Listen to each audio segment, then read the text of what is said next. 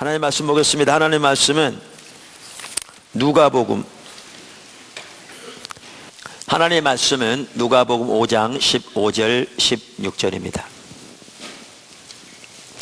예수의 소문이 더욱 퍼짐에 수많은 무리가 말씀도 듣고 자기 병도 고침을 받고자 하여 모여오되 예수는 물러가사 한적한 곳에서 기도하시니라. 아멘.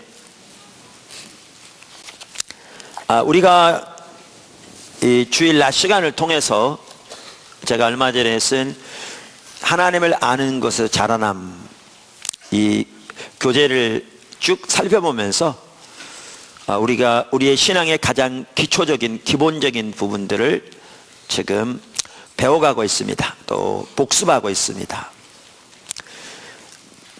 우리 신앙은 한마디로 말하면 하나님과의 친밀한 교제입니다. 그걸 다른 말로 표현하면 하나님을 아는 것입니다. 그래서 우리의 구원이, 우리의 신앙 전체가 하나님을 아는 것입니다.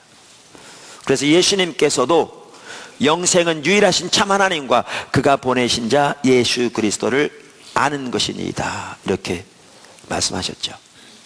그래서 우리는 우리의 평생 동안 이제 하나님을 아는 데서 자라나야 합니다. 사도 바울이 그랬던 것처럼, 모세가 그랬던 것처럼, 다윗이 그랬던 것처럼. 근데 하나님을 아는 데서 자라나는 데 있어서 중요한 요소들이 몇 가지 있는데, 이제 그것들을 우리가 쭉 살펴보고 있죠. 그 중에 하나가 예배입니다. 그리고 그 중에 하나가 말씀 묵상이고요, 그 중에 하나가 기도고요, 그 중에 하나가 전도입니다. 이 모든 것들은 밀접하게 관련이 되어 있습니다. 그래서 우리가 그동안 예배에 대해 살펴보았고, 이제 말씀 묵상에 대해서 지금 4번째 시간인데, 오늘부터 그럼 어떻게 구체적으로 하나님의 말씀을 묵상할 것인가 라는 부분들을 살펴보겠습니다.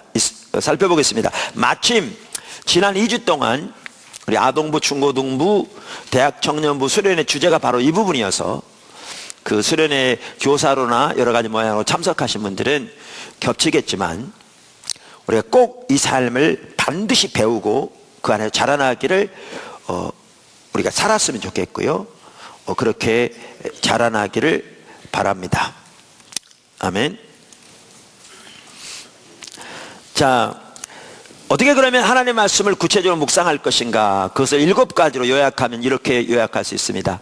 화면 나올 텐데요, 간단합니다. 여러분 쉽게 외울 수 있습니다. 여러분들이 7가지를 늘 이렇게 염두에 두고 마음에 품고 그대로 실천해 가면서 그 안에서 자라나면 하나님과의 놀라운 교제와 관계 안에서 자라날 수 있게 될 것이라고 확신합니다.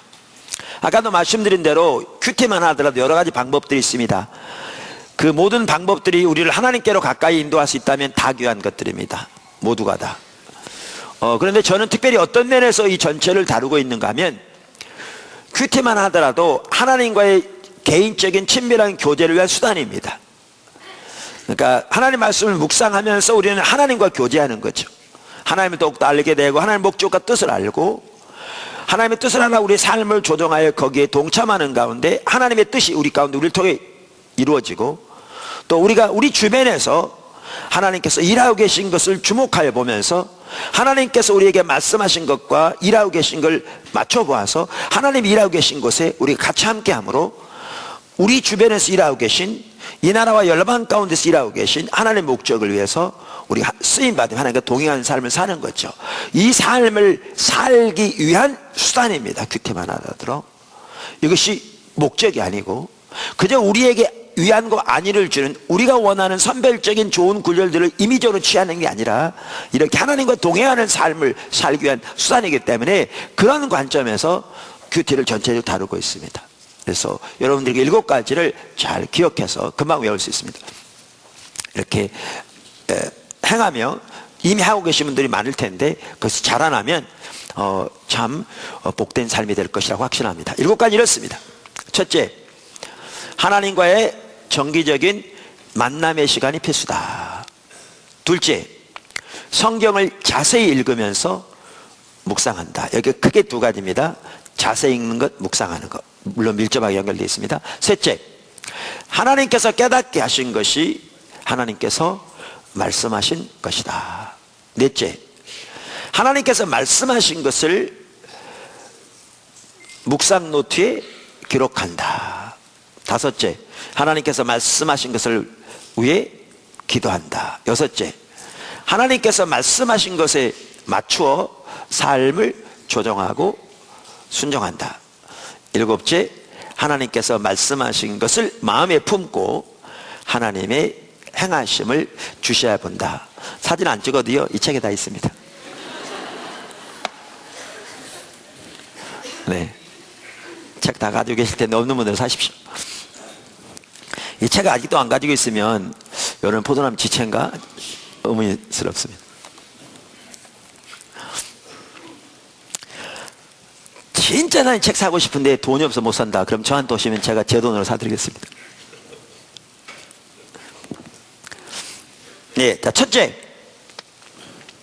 하나님과의 만남의 시간이 필수입니다. 아멘. 하나님과 친밀하게 동행하는 삶을 위해, 그리고 큐티를 위해서도, 다시 말하면 하나님 말씀 묵상을 위해서도 가장 중요한 요소 중 하나는 하나님과의 정기적인 만남의 시간입니다. 사실 이 부분만 올바로 되어지면 말씀 묵상의 90% 이상은 이미 된 겁니다. 왜? 구체적인 방법을 잘 모를지라도 이제 배워가면 되거든요. 근데 하나님과의 정기적인 만남의 시간, 이 부분이 안 되어지면 어느 것도 가능하지 않습니다. 그래서 90%의 성패는 여기서 결정됩니다. 여기서 결정됩니다. 그래서 어떻게 보면 가장 중요한 요소가 하나님과의 정기적인 만남의 시간입니다. 저와 여러분이 더욱더 하나님과의 정기적인 만남의 시간을 우리 모두가 꼭 갖게 되기를 예수님의 이름으로 축원합니다. 이미 이렇게 안 됐다면 지금부터라도 우리 포도나무 교회 지체들은 모두가 다 하나님과의 정기적인 만남의 시간을 갖게 되기를 예수님의 이름으로 축복합니다. 근데 정기적인 만남의 시간에는 크게 네 가지 요소를 예수님에게서 배울 수 있습니다. 사실 예수님은 누구보다 하나님과 정기적인 만남의 시간을 가지셨습니다. 그리고 예수님이 하나님과 가지셨던 정기적인 만남의 시간의 특징 네 가지를 볼 수 있는데, 이 네 가지가 우리가 반드시 예수님께로부터 배워야 할 아주 중요한 요소들입니다. 그 네 가지는 이미 우리가 살펴봤습니다. 과거에도. 네 가지가 뭐라고요? 우선적으로, 정기적으로, 충분한 시간을 한적한 곳에서. 순서는 중요하지 않습니다. 네 가지가 뭐라고요? 우선적으로, 정기적으로, 충분한 시간을 한적한 곳에서. 자, 그럼 하나하나 좀 간단히 살펴보겠습니다. 첫째, 우선적으로.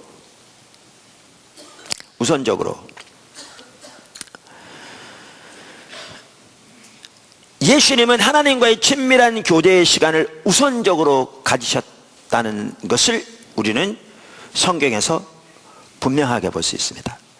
그것을 잘 보여주는 구절이 오늘 읽었던 본문 말씀입니다. 사실 누가복음은 어느 복음서보다 예수님의 기도 생활을 강조하고 있습니다. 그 누가복음 5장 15절에 보면 이렇게 말하고 있습니다.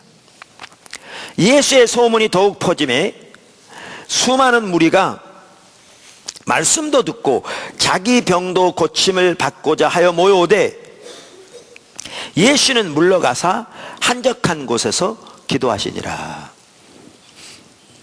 이걸 쉽게 표현하면 이렇습니다. 예수님이 인도하는 집회에 참석하기 위해서 부산에서, 광주에서, 대전에서, 강릉에서, 전국에서 몰려온 겁니다. 제주도에서까지. 그런데 강사가 기도원 가버린 겁니다. 그런데 영어 NIV 성경에 보면 16절 맨 앞에 often이라는 단어가 있습니다. 이런 일이 종종 있었다는 겁니다. 그러니까 이걸 보면 우리는 뭘 할 수가 있는가 하면 그만큼 예수님은 하나님과의 친밀한 교제의 시간을 우선적으로 가지셨던 걸 볼 수 있습니다. 우선적으로 가지셨던 걸 볼 수 있습니다. 우리가 하나님과 친밀한 교제의 시간을 가지려면 우선적으로 가져야 합니다. 우선적으로 그 시간을 갖지 않으면 그 시간 가질 수 없습니다. 우리 다 바쁘거든요. 여러분 애들까지 바빠요. 제가 말씀드렸잖아요, 지난번에. 우리 성탄절이면 우리는 성탄 전야축제를 어린아이부터 어른까지 모두가 다, 관객은 하나님과 하늘나라의 천사들만 되도록, 앞서간 믿음의 선배들만 되도록 우리가 하나님께 예배드리는 형태로 진행되잖아요. 너무나 귀한 시간이죠. 근데 몇 년 전에 청년 2명이 사회를 했는데 본인들은 모르고 한 얘기예요. 근데 그 여러 프로그램 중에 청년 프로그램이 2개 있었거든요. 근데 본인이 소개하면서 청년 나올 때만 2번 다, 다른 모든 프로그램 어른들까지 다 포함해서 한 번도 말 안 하다가 뭐라고 그러냐면 바쁘신 중에도 준비를 했다고 그러는 거예요. 2번 다. 본인은 모르고 한 거예요. 그냥 인식해서 나온 거죠. 근데 내 귀에 이게 들린 거죠. 그게 뭘 얘기를 하느냐면 청년들도 자기 보기에 되게 바쁜 거예요.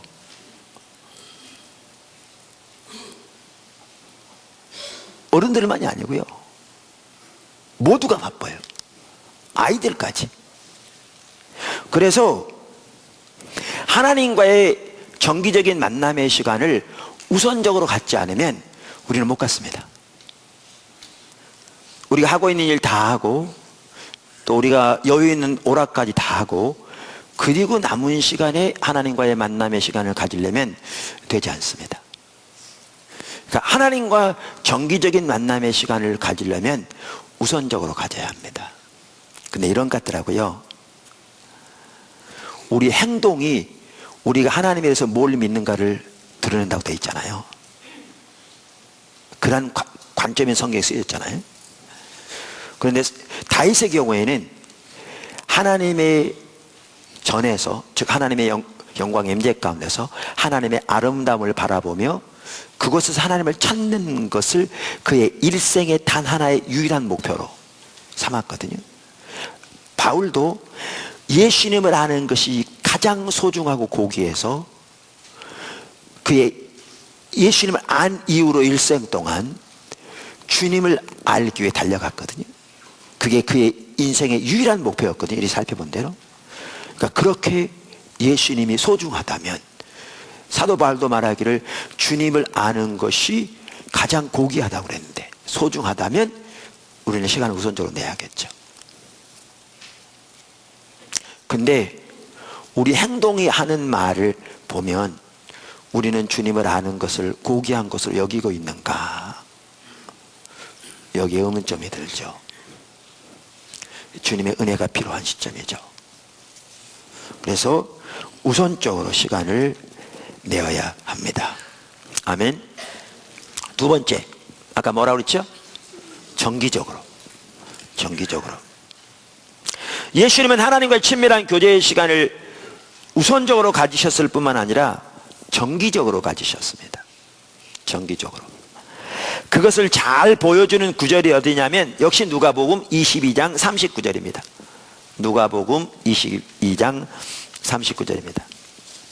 예수께서 나가사 습관을 따라, 뭐를 따라? 습관을 따라. 이게 그 부분을 보여주는 겁니다.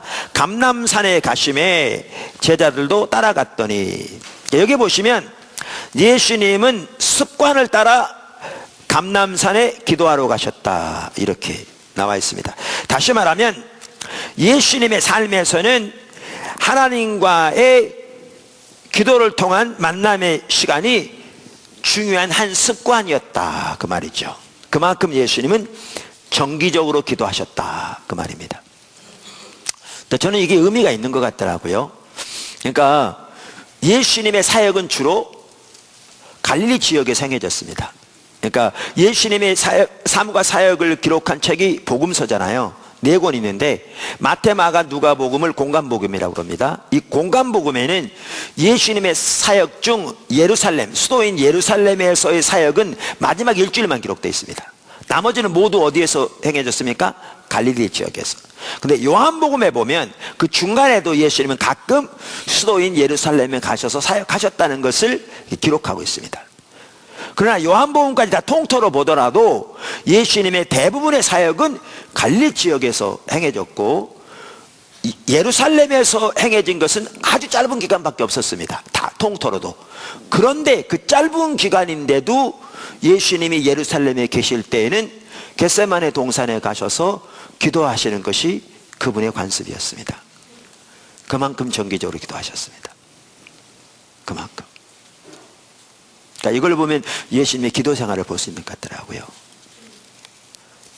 그러니까 가룟 유다가 예수님을 배반하여 팔기 위해서 예수님을 떠났던 게 어디서 떠났냐면 예루살렘 내에 있는 마가의 다락방에서 예수님의 제자들과 유월절 음식을 잡수실 때 떠난 거거든요.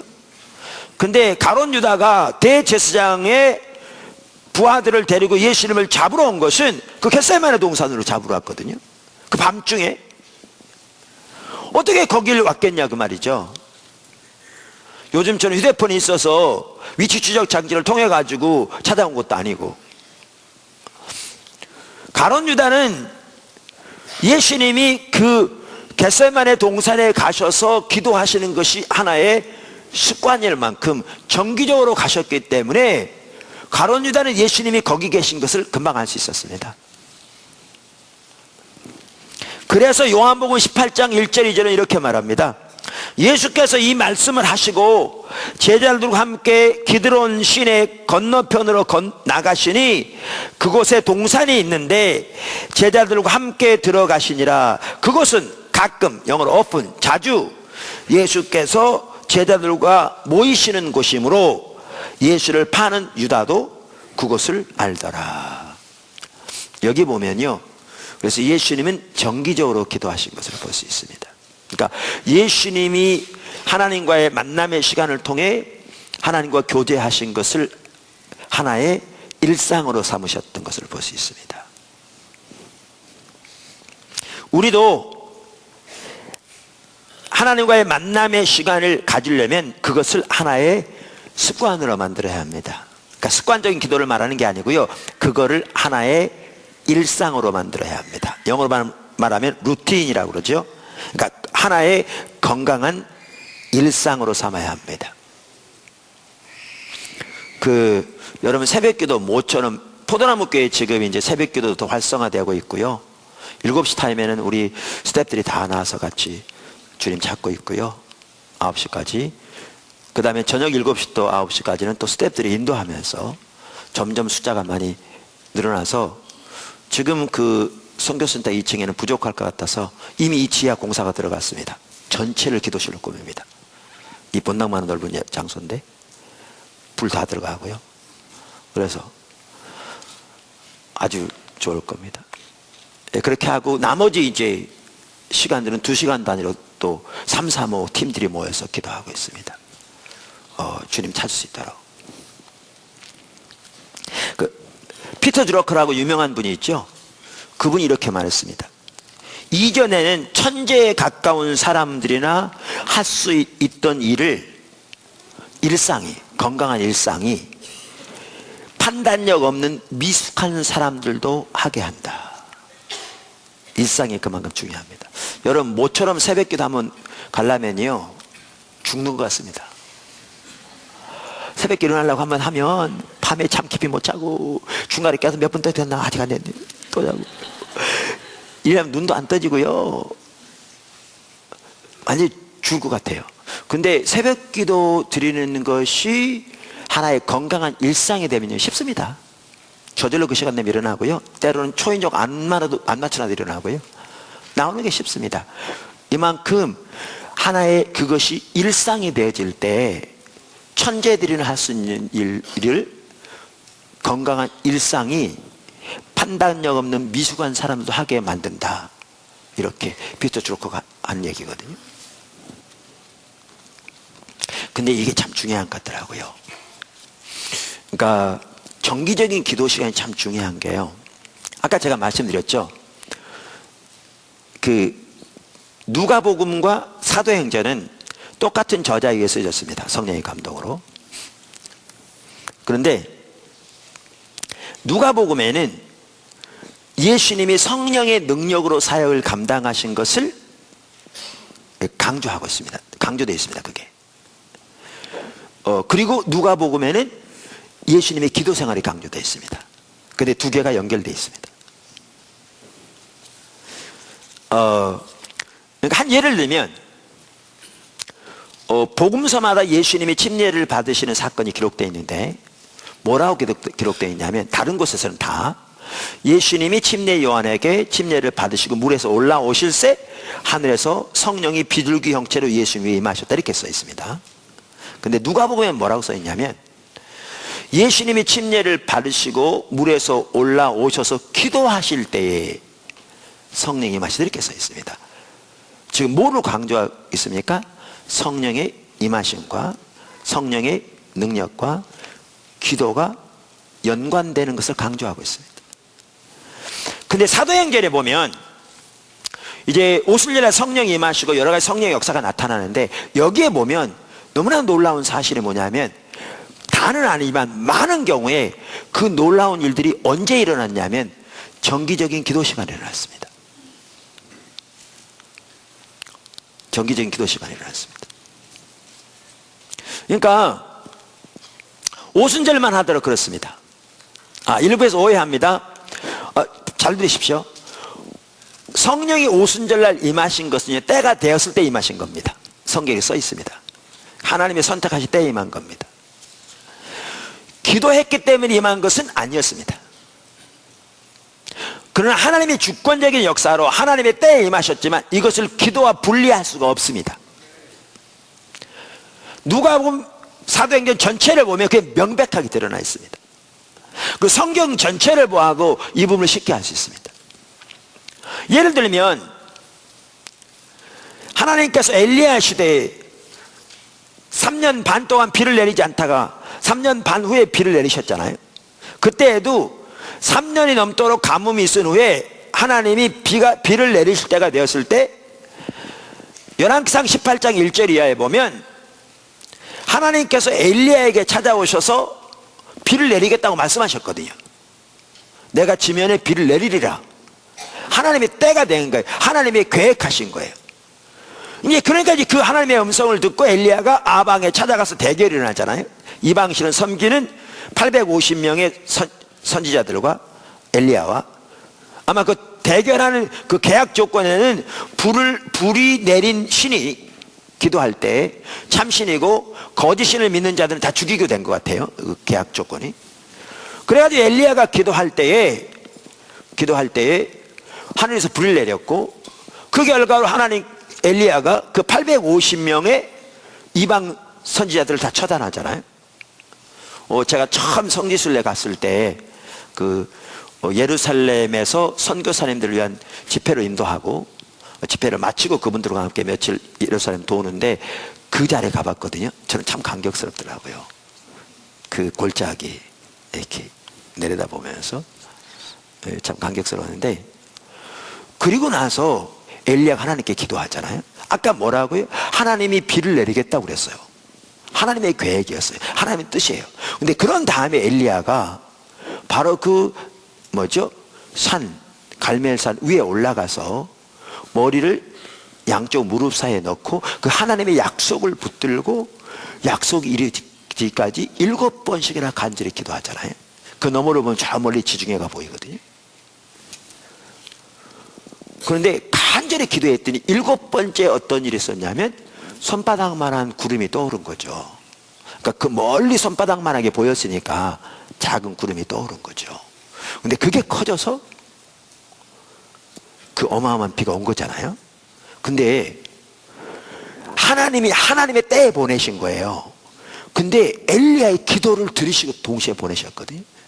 그리고 야고보서 5장에 보면 우리가 기도하는 것에 대해서 말하면서 그 하나의 좋은 본보기로 엘리야의 기도를 들고 있거든요. 그러면서 뭐라고 말하냐면 엘리야가 기도하며 하늘이 문을 닫고 엘리야가 다시 기도하며 하늘이 문을 열어 비가 내렸다고 말하거든요. 그러니까 성경은 이 비가 내린 게 하나님이 엘리야의 기도에 대한 응답으로 내린 거라고 분명히 말하고 있거든요.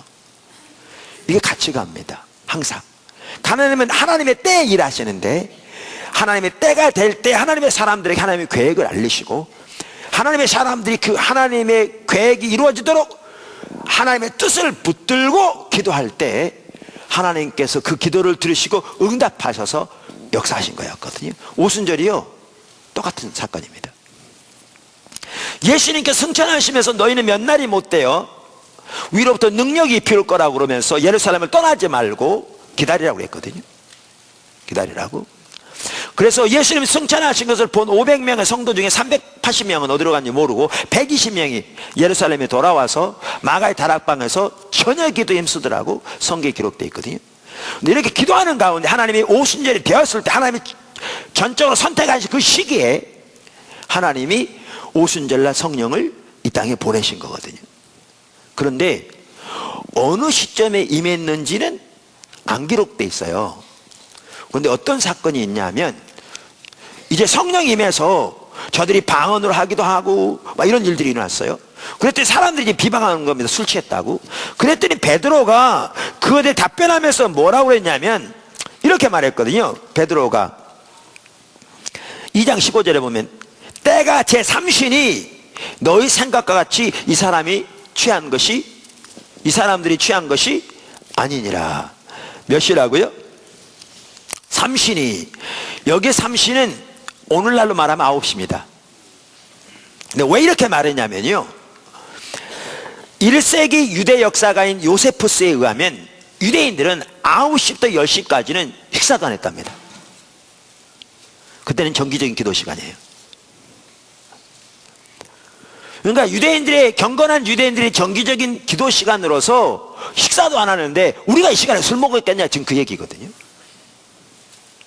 그러니까 어느 시점에 임했는지는 모르지만 정기적인 기도 시간에 임했을 확률이 많습니다.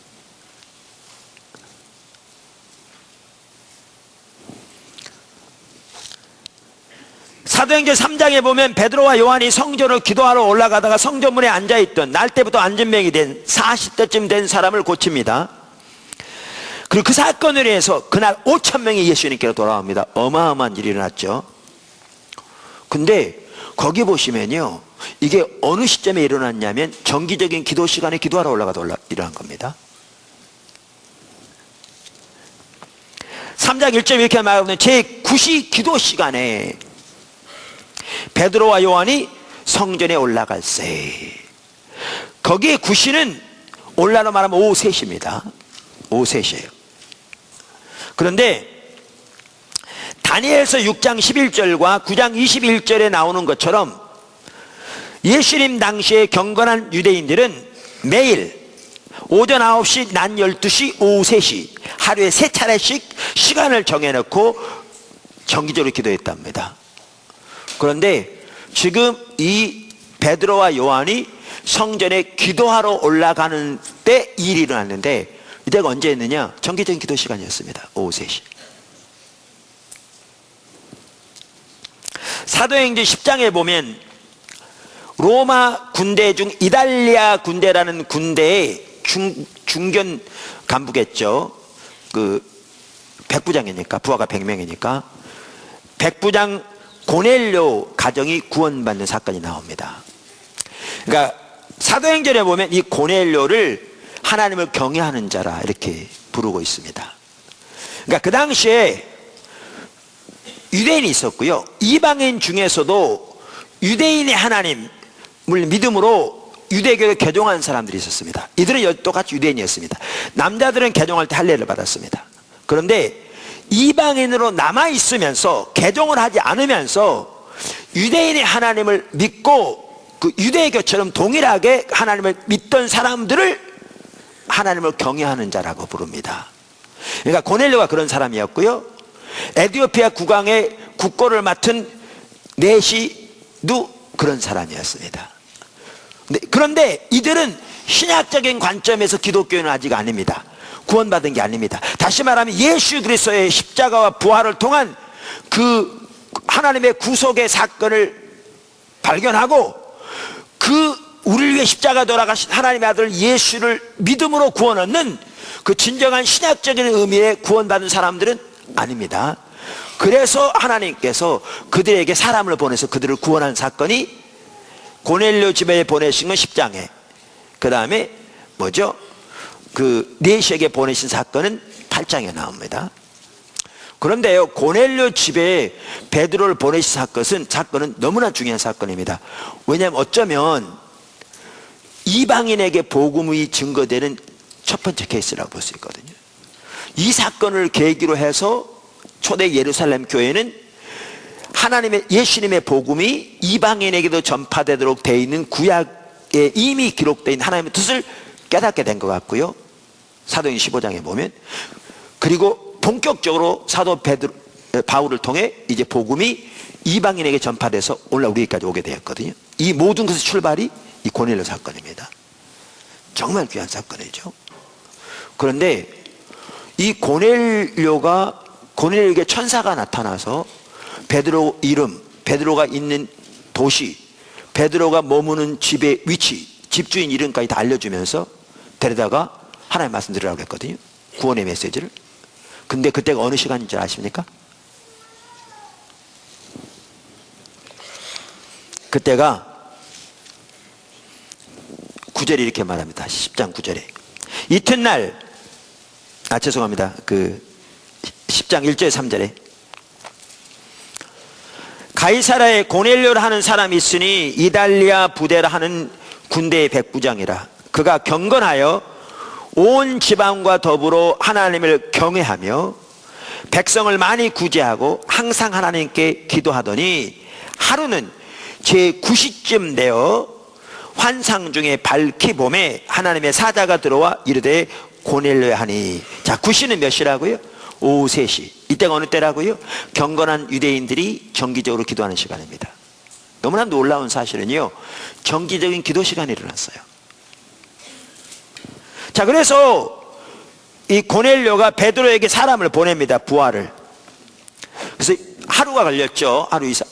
그래서 그 다음날 도착을 했는데 베드로가 머무는 장소에 도착한 시간이 난 12시쯤 됐습니다. 그때 이제 베드로를 위해 식사가 준비되고 있는데 베드로는 옥상에 올라가서 기도하고 있었거든요. 그때 여러분 잘 아시다시피 하나님께서 환상을 통해 하늘로부터 보재기가 내려오고, 그러면서 그걸 통해 이제 결국에는 이방인의 집에 가도록 하나님 명령하신 거잖아요. 하늘에서 음성이 들리고 환상이 보이고 성령이 감동하셔서 성경에 보면. 그런데 그때가 몇 시냐? 6시인데요.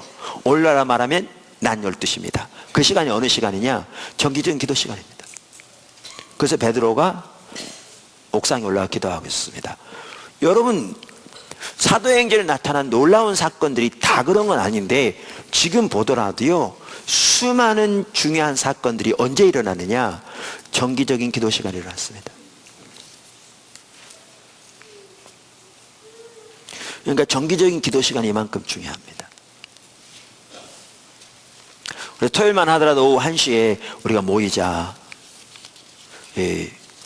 그렇게 하고 있습니다. 더욱더. 물론 시간대별로 다 있습니다만, 우리 하나님과의 만남의 시간을 가져야 되는데 가지려면 어떻게 해요? 첫째, 우선적으로. 둘째, 정기적으로. 셋째, 충분한 시간을. 네, 충분한 시간. 순서는 중요하지 않다고 말씀드렸습니다. 예수님은 하나님과 친밀한 교제의 시간을 가지시되 충분한 시간을 하나님 앞에 머무셨습니다. 한 대표적인 예를 보면 누가복음 6장 12절입니다. 역시 누가복음입니다. 6장 12절. 이때에 예수께서 기도하시러 산으로 가사 밤이 새도록 하나님께 기도하시고, 그러니까 철야하신 거죠. 밤새도록 기도하신 거죠. 물론 예수님은 날마다 철야하지는 않으셨습니다. 근데 이 사건이 있는 바로 다음날 뭘 하셨습니까? 예수님께서 13절에 보면 밝음에 그 제자들을 부르사 그 중에서 12를 택하여 사도라 칭하셨으니. 그러니까 이것을 보면 예수님은 12사도를 세우시기 전에 그 매우 중요한 일을 앞두고 하나님의 뜻과 의중과 하나님의 인도와 지혜를 구하기 위해 밤이 새도록 충분한 시간을 하나님 앞에서 기도하며 기다리셨던 걸 볼 수가 있습니다. 여러분 생각해 보세요. 오병이의 기적이라 물고기 2마리와 보리떡 5개로 5,000명을 먹이신 사건이잖아요. 그럼 그 당시 5,000이라 그러면 그 당시는 여자는 숫자에 안 들어갔습니다. 남자하고요 어른들만입니다. 그러니까 성년 나이가 되지 않는 모든 사람, 그 다음에 여자는 안 포함된 겁니다. 그러니까 거기까지 포함하면 2만 명은 좋게 되겠죠. 그러니까 한꺼번에 예수님을 따르는 사람만 하더라도 어떤 때는 2만 명이나 모였습니다. 예수님이 승천하실 때 승천하신 자리에 모였던 제자만 500명. 그러니까 그 수많은 사람 중에서 이제 예수님이 이 세상을 떠나시면 하나님의 교회가 세워지면 그 교회의 기둥들이 돼야 할 12사도로 세우는 겁니다. 얼마나 중요한 일입니까? 근데 이 중요한 일을 앞두고 예수님은 하나님의 인도와 지혜와 도움을 얻기 위해 충분한 시간을 기도하셨습니다.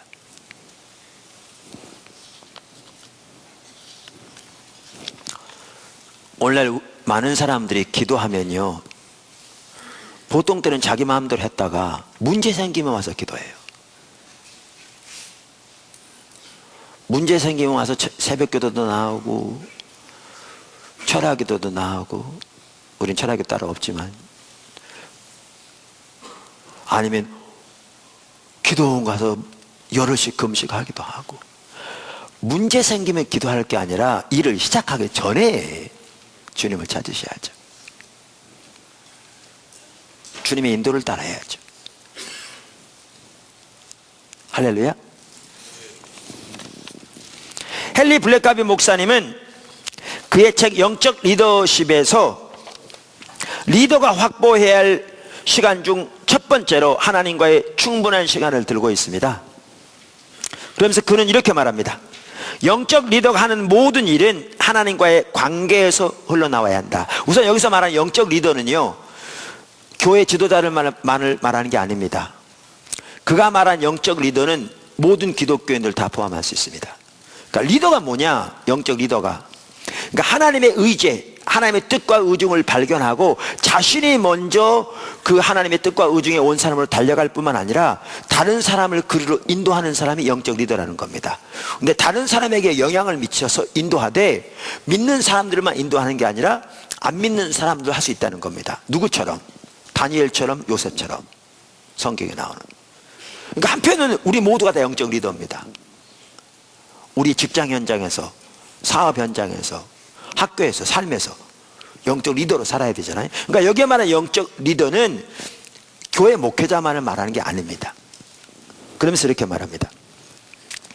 영적 리더가 하는 모든 일은 하나님과의 관계에서 흘러나와야 한다. 조직을 향한 리더의 비전도 하나님께로서 온다. 리더의 하루 일정도 하나님께로부터 온다. 하나님은 조직의 가치관을 정하시고 리더의 인선을 인도하신다. 따라서 하나님과 교제가 없는 영적 리더는 자기 조직을 위험에 빠뜨리는 것이다. 그러면서 몇 줄 띄고, 열쇠는 리더가 하나님과 시간을 보내는가가 아니라 그 시간이 하나님께서 하실 말씀을 다 하실 수 있을 만큼 충분한가이다. 충분한 시간.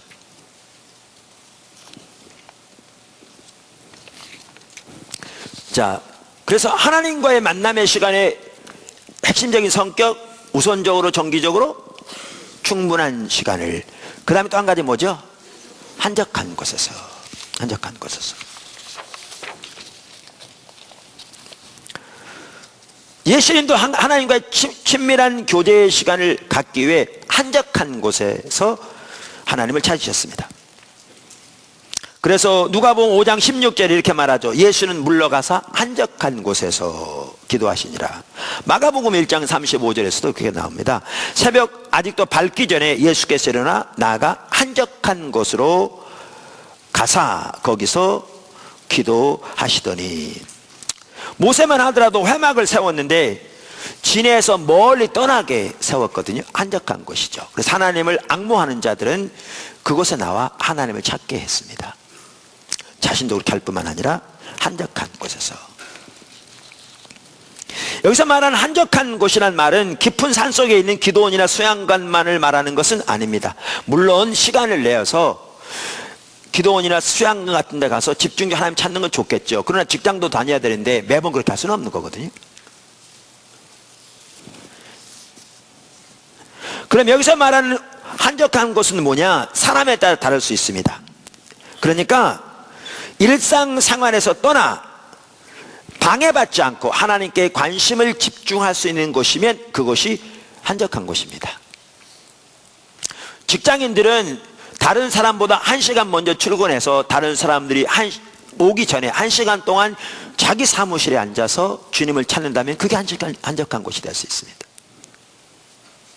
주부들은 남편 출근하고 아이들 다 등교한 후에 집에 혼자 남았을 때 그때 자기 안방도 한적한 곳이 될 수 있습니다. 그것이 한적한 곳입니다. 저는 지금도 생각하면요,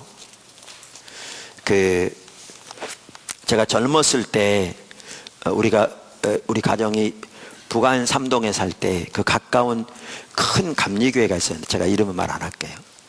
그 감리교회가 큰 감리교회여서 가지고 기도실이 항상 열려져 있었어요. 그 기도실이 저에게는 한적한 곳이었고요. 지금 생각해도 얼마나 그 교회에 감사한지 몰라요. 왜냐하면 그 장소가 없었더라면 제가 없었을 거거든요. 지금의 제가. 왜냐하면 이렇게 하나님의 집중력을 찾는 가운데 주님이 저를 여러 가지 인도해 가시면서 그 일련의 과정에서 분명하게 하나님이 저에게 알도록 인도하신 것 중에 하나가 뭐냐면 미국에 유학 가는 거였어요. 근데 저한테는 그게 불가능했거든요. 왜냐하면 제가 그 당시에 상고 나와서 은행에 다니고 있었는데 그 당시에는 대학을 졸업해야 유학생 자격시험 볼 자격이 있었고요. 그 시험에 합격해야 유학생 여권이 나왔거든요. 그러니까 법적으로 가능하지 않았어요. 뿐만 아니라 그 당시에 우리의 생활이 매우 어려워서 내가 거의 혼자 수입원이었기 때문에 우리의 6형제와 부모님 8식구 사는데 어떨 때는 끼니도 어려울 정도였는데 유학이요? 상상도 못할 정도죠. 근데 하나님 분명히 그 부분을 말씀하시고 인도하셨거든요. 불가능하죠. 근데 또 하나님이 저에게 퇴로를 막으신 사건이 뭐냐 하면 하나님이 저를 주의 종으로 고등학교 3학년 때 부르셨는데 그 시점에 저를 유학에 대해서 말씀하신 그 시점에 어떤 계기로 제가 하나님이 저를 주의 종으로 부르셨는지에 대해서 의심하는 기간이 있었어요. 일주일 동안. 그랬는데 직장에 가도 밥을 먹어도 잠을 자도 직장에 일해도 인생에 이만큼도 의미가 없더라고요. 완전히 공허하더라고요. 일주일 내내. 마치 지옥이 그럴 것 같아요. 지옥은 거기다가 고통만 더할 것 같아요. 어떠한 인생에 의미도 없더라고요. 근데 문제는 이거예요. 유학하는 게 불가능한데 그런데 이게 안 되면 저는 목사는 못 되는 거죠. 그런 생각이 자꾸 들었어요. 그 당시. 왜냐하면 제가 미국 배움 든 사람이 아니거든요. 그러니까 저는 미국 공부할 때에도 한 번도 거기 계속 살 걸 생각해 본 적이 없고요. 바로 들어왔잖아요. 그런데 문제가 뭐였냐면 만약에 이게 안 되어지면 어떻게 제가 나중에 목사 된 다음에 여러분 하나님이 구체적으로 여러분의 삶을 인도하시면 환경적으로 불가능해도 주님만 의지해서 믿음으로 순종하십시오. 아브라함이 그렇게 했고 모세가 그렇게 했고 성경에 나온 하나님의 사람들이 그렇게 했습니다. 그렇게 설교하겠어요. 진화 안 됐으면서. 뿐만 아니라 똑같은 시점은 아니라도 이게 안 이루어진다면 나를 주의 종으로 부르셨다는 하나님의 음성은 귀로 듣는 음성이 아니라 마음으로 또렷하게 어떻게 하나님의 것이었는지 알겠어요. 그러니까 이게 안 되면 목사는 못 되는 거예요. 근데 목사가 안 되면 저는 살 어떠한 인생의 의미도 없는 거죠. 그러니까 나에게는 삶과 죽음의 문제인데 환경이 불가능하겠어요. 여기다 갖다 집어넣으신 거죠.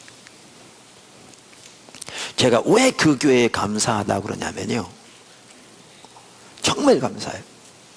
왜 감사하다고 그러냐면 직장을 다니다 보니까 새벽 예배는 못 다녔어요. 그러니까 주로 언제 하느냐면 직장을 마치고 퇴근할 때 집에 가기 전에 그 기도실에 가서 기도하고 가는 거예요. 항상 열려졌으니까, 깜깜한 밤에. 저는 그 당시에 기도하면, 요즘은 주로 묵상 기도합니다만 그 당시에는 큰 소리 기도했거든요. 방언으로. 다른 사람 듣더니 상관없어. 다 기도하고. 내가 방언하니까 뭔 말인지 모르잖아요. 방언으로 큰 소리를 기도하면 속으로는 제가 어떤 제목을 가지고 계속 기도하잖아요. 그럼 하나님께서 이제 마음속에 응답을 주시곤 했는데, 그렇게 기도하면 하나님은 한 번도 노라고 그러신 적이 없어요. 항상 답변은 예스였어요. 그런 믿음이 팍 솟아요. 하나님은 능히 천지를 창조하시며 우주를 주관하시고 인류의 역사를 주관하신 하나님은 능히 법도 바꾸실 줄 믿습니다. 능히 환경을 열어가실 줄 믿습니다. 생기는 거죠. 근데 제가 가끔 나눴듯이 그 다음날 직장을 갔는데 이런 일이 있는 거예요. 신문을 보는데 하루는 이런 기사가 난 거예요. 요즘은 미국 중산층들도 학비가 비싸서 자기 자녀 대학 못 보낸대요. 물론 사립학교 지금도 그렇거든요. 쉽지 않죠. 그러면 보세요. 아니, 자기 나라 중산층들도 비싸서 못 보내는데 지는 완전히 땅에 믿음이 완전히 그냥 땅바닥에 그냥 내리꽂히는 거죠. 제 믿음 하루밖에 못 가. 근데 하루면 충분하더라고요. 그날 밤에 또 기도하면 하나님 한 번도 노라고 한 적이 없어요. 그럼 또 믿음, 하나님이 예스라고 그랬어요. 믿음이 팍 솟아요. 이러길래 매일 한 거예요. 저는 하나님께서 이렇게 부르셔서 직장에 들어갔어도 우리 친구들은 중요한 요직을 많이 갔어요. 빨리 일 배워 승진해야 되니까.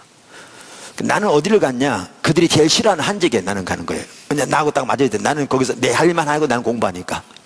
이게 맞아 들어가는 거죠. 그러니까 이제 주로 이제 영어 성경을 이렇게 읽으면서 이제 하나님께 선교에 대해 말씀하시고 그래서 영어를 공부하면서 했는데, 영어 성경도 읽다가 독일어 성경도 읽다가, 그래서 성경 읽고 있는데 이제 직원들이 그러는 거예요. 그렇게 뭘 이렇게 자주 읽느냐고. 아, 영어 성경이라고. 그럼 영어 성경을 왜 이렇게 자꾸 읽느냐고. 그러면 하나님이 미국 유학 보내신다고 그랬는데 기도하고 근데 아직 길이 없다고. 그러면 아무 소리 안 해요, 그 사람들이.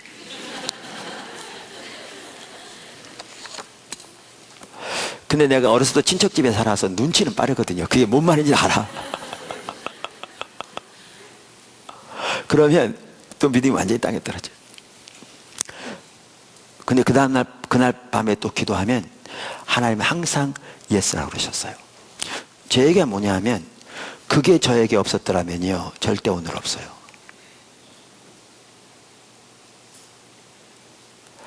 하나님과의 정기적인 만남의 시간을 통해 하나님과의 교제가 이루어지지 않으면 주님과 동행하는 삶이 가능하지 않아요.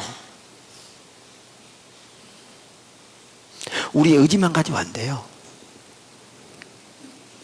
노력만 가지고 안 돼. 하나님과의 교제가 필요한 거죠. 중요한 일일수록 그렇고 핵심적인 일일수록 그렇고. 저에게는 그게 한적한 곳이었어요. 그러니까 그 장소가 없었더라면 제가 어떻게 됐겠나. 그럼 그랬겠죠. 뭐 하나님이 그런 감동을 주시긴 했는데 뭐 그 될 법한 일이야지 지나갔겠죠. 그런 식으로 돼버렸으면 오늘의 저는 전혀 없었겠죠. 오늘의 저는 전혀 없었겠죠. 예수님께서 하나님과의 교제를 위해 네 가지 특징을 가지시고 하나님을 찾았습니다. 우선적으로, 정기적으로, 충분한 시간을 한적한 곳에서. 우리가 우리의 모델 되신 예수님께로부터 이 네 가지 특징을 반드시 배워서 하나님과 정기적인 만남의 시간을 우리 모두가 꼭 갖게 되기를 예수님으로 축원합니다. 이게 큐티뿐만 아니고요, 하나님과 동행하는 삶에서 가장 핵심적이고 중요한 요소입니다. 이게 있어야 나머지가 가능한 거죠. 나머지가 가능한 거죠. 아멘. 자, 큰 두 번째, 아까 뭐라고 그랬습니까? 7가지 중에서 첫째가 하나님과의 정기적인 만남의 시간이 필수다. 그 다음 두 번째가요, 성경을 자세하게 읽으면서 묵상한다, 이렇게 말씀드렸습니다. 성경을 자세하게 읽으면서 묵상한다. 자, 여러분들이 이렇게 해서 여러분과 하나님과의 만남의 시간, 이제 그러면요, 여기 그 지하 전체를 꾸며놓으면 뭐 엄청 넓잖아요. 와서 거기서 이렇게 기도하면서, 이게 같이 가야, 예배, 기도, 말씀 묵상이 같이 가야 한다고요. 이게 우리가 이번 시리즈 때도 나눴지만 말씀 묵상만 하고 기도가 없으면 다 그런 건 아닌데, 자칫 잘못하면 죽은 정통주의 되기 쉬워요. 교리적으로만, 이론적으로만 머리가 커졌지 하나님과 살아있는 실제적인 교제도 없는 바리새인 되기 쉽다고요. 반대로 기도만 하고 말씀 묵상이 없으면 잘못하면 신비주의가 되기 쉬워요. 자기가 받은 감동 외에는 아무것도 믿지 않는, 완전히 옆으로 가는 거죠. 소위 말하면 지가복음 되는 거예요. 둘 다 잘못된 거죠. 그래서 우리는 죽은 정통주의와 신비주의의 양쪽 극단을 배제한 그 좌로나 우리나 치우치지 않는 균형 잡힌 삶이 필요한데, 이것을 위해서 우리에게 절실하게 필요한 게 뭐냐 하면 말씀 묵상과 기도와 예배가 같이 가야 한다고요. 같이 가야 한다고요. 그러니까 저 개인적으로도 이렇게 젊어서부터 하나님이 저녁을 모를 때 전적으로 은혜를 주셨던 게, 그렇게 말씀은 집중적으로 공부하게 하시고 기도하게 하신 게 같이 가서 그나마 이 정도나 됐지 않았나 싶습니다. 균형이 필요합니다. 할렐루야. 그래서 여러분들이 여러분만의 그 공간에서 정기적인 하나님과의 만남의 시간을 갖되, 이때 뭐가 같이 가야 되느냐? 기도와 말씀 묵상과 예배가 같이 가는 게 중요하다. 그러니까 이렇습니다. 여러분이 만약에 사무실에서 말씀을 집중적으로 묵상하고 거기서 기도할 수 있다면 콜. 너무 좋습니다. 근데 거기서 말씀을 묵상하되 우리가 하나님과 관계에서 중요한 한 가지, 하나님의 임재거든요. 하나님의 임재예요. 그러니까 그 다윗만 하더라도, 모세만 하더라도, 바울만 하더라도 우리가 살펴본 대로 그들은 하나님 자신을 구했잖아요. 그저 자기 필요한 목적을 위해 하나님의 도움을 구하는 주시옵소서가 아닌 하나님 그분 자신을 구했는데, 이게 성경은 하나님의 얼굴을 구하는 삶이라고 표현한다니까요. 이게 핵심인데, 하나님의 얼굴과 하나님의 임재는 밀접한 관계가 있거든요. 그러니까 다윗만 하더라도 하나님의 전에 살기를 그렇게 갈망했는데, 그 말은 성전에 산다는 게 아니라 하나님의 임재 가운데 머무는 걸 말하는 거죠. 모세도 그랬고. 근데 하나님의 임재 가운데 우리가 머물 때 하나님의 사랑도 우리에게 부어진 바 되고, 우리를 향한 하나님의 사랑을 깨닫게 되고, 하나님의 위대하심도 깨닫게 되고, 하나님 앞에 비춰진 내 모습도 보게 되고, 환경과 관계를 향한 하나님의 관점도 보여진다고요. 제가 자주 말씀드리잖아요. 이 자리는 하나님 그분 자신을 구해서 나오는 자리거든요. 예배는 원래 그래야 되니까. 여러분들도 그 방면 훈련되어 있으니까. 그리고 하나님의 말씀이 선포되는 자리니까 하나님 이제 매우 함께 하시잖아요. 그 제가 헌금 기도만 하더라도 기도하려고 눈을 감으면 그분의 사랑, 그분의 은혜 이렇게 깨달아진다고요. 너무나 감격적이고 감사하고. 그러니까 제가 기도할 때 아까 기도한 것처럼 그렇게 하는 거거든요. 근데 제가 하나님과의 관계에, 저는 하나님의 임재 가운데 그분의 사랑이 제 마음에 부음받되고 그 은혜가 내 마음에 인식되지, 이런 게 없이 내가 보이는 대로, 또 은혜가 떨어지면 안 좋은 것만 보이지 않는 사람은 내가 보이는 대로 오늘날 성도들 왜 이러냐, 왜 저 모양이냐, 왜 저분은 저러냐, 이런 자세를 가지고 앞에서 판단하는 말만 하면 이거 어떻게 되겠어요? 완전히 나는 저주를 쏟아붓고 있는 거죠. 우리가 너무나 많은 경우에 부모가 자녀에게서 그렇게 해서 저주를 쏟아붓는다니까요. 왜? 하나님의 임재 가운데서 자녀를 향한 하나님의 사랑과 하나님의 마음을 인식하지 못하기 때문에.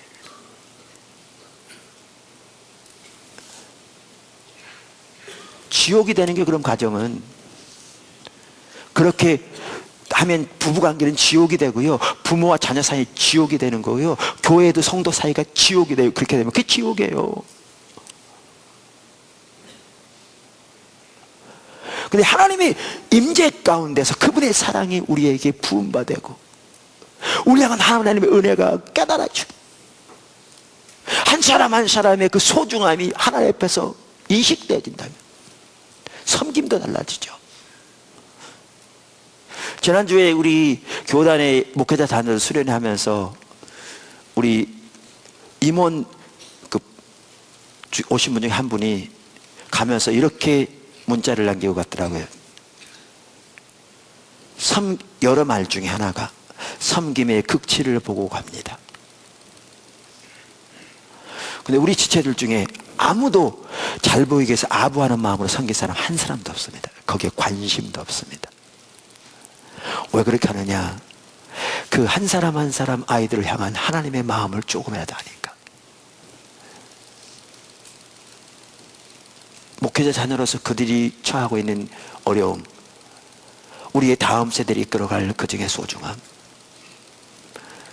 그들을 바라보시고 소중히 여기는 하나님의 마음, 이거를 조금이라도 아니까 어떻게 하든지 작은 한 부분이라도 섬기기를 원하는 거죠. 부엌에서 안내로.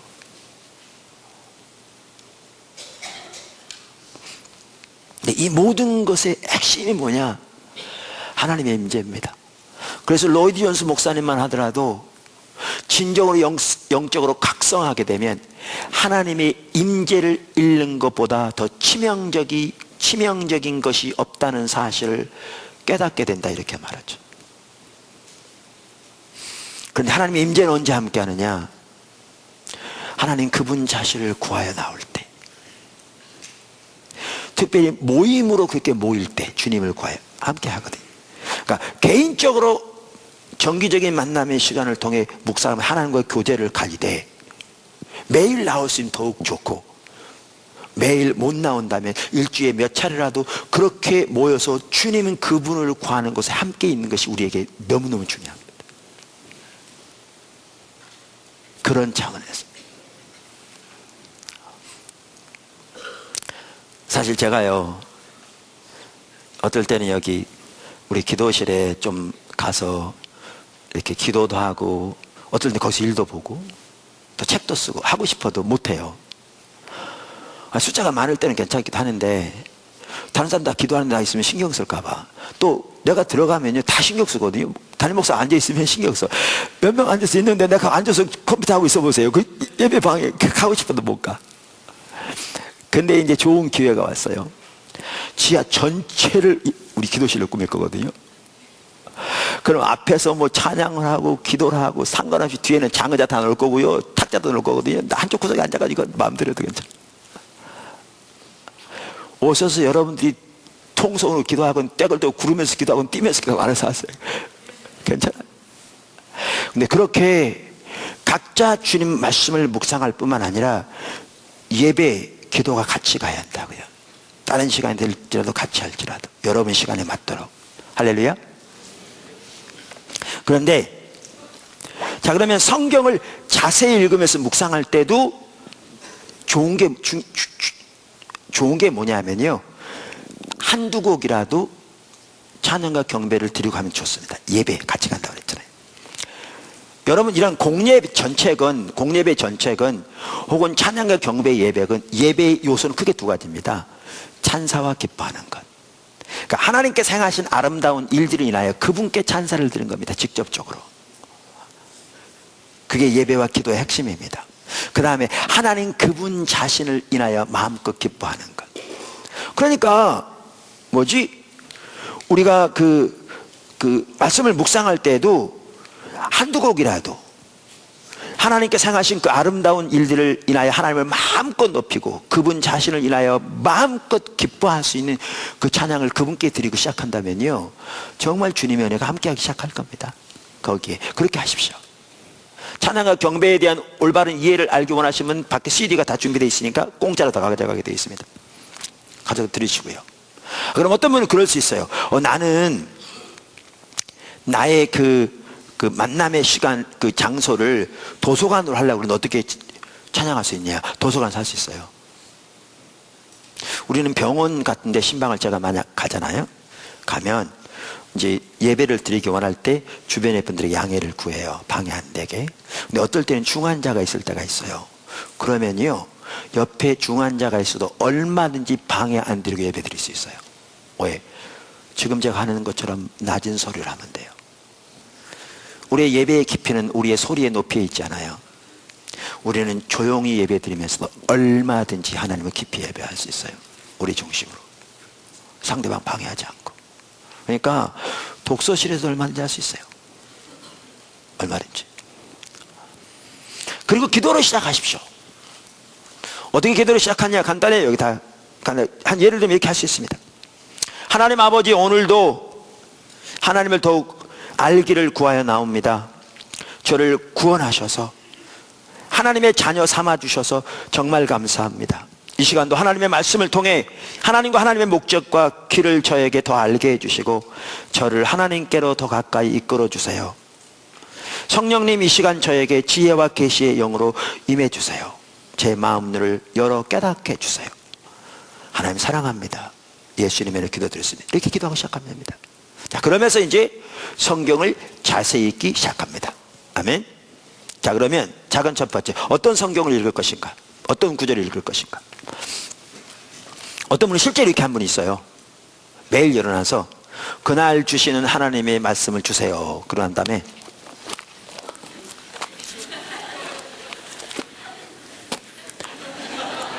백지가 나왔어. 그럼 다시